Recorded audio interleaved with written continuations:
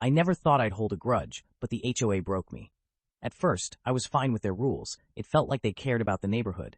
Then, the letters started. Every week, another complaint. My lawn was too long, my mailbox paint was faded, or my garage door needed work. No matter how much I fixed, they always found something. The fines came next. $50 here, $100 there. It didn't matter that I was working 12-hour shifts just to stay afloat. The HOA president, Greg, seemed to love targeting me. He walked by my house every morning with his clipboard, always making notes, always shaking his head like I was ruining the neighborhood. One day, after a brutal snowstorm, I was out shoveling the driveway, exhausted and freezing, when Greg stopped. "You know, bylaws say the sidewalk has to be cleared within 12 hours, he said, smirking. That's when I snapped. I didn't yell or argue. Instead, I decided to play his game. I fixed every little thing they complained about, all while quietly gathering information. Public records, meeting minutes, anything I could get my hands on. That's when I found it.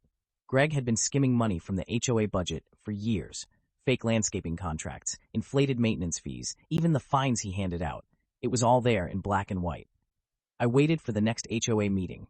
When my turn came, I stood up and laid it all out. The missing money, the fake invoices, the unauthorized expenses. I even brought copies of the records. The room went silent. Greg tried to deny it, but the evidence was overwhelming. By the end of the meeting, he was out, voted off by the same people he'd been lording over for years. Things didn't magically get better after that, but I didn't care. Every time I walked by Greg's house, his perfect lawn, his freshly painted shutters, I couldn't help but smile. He knew what it felt like to be powerless now, and I made sure he'd never forget.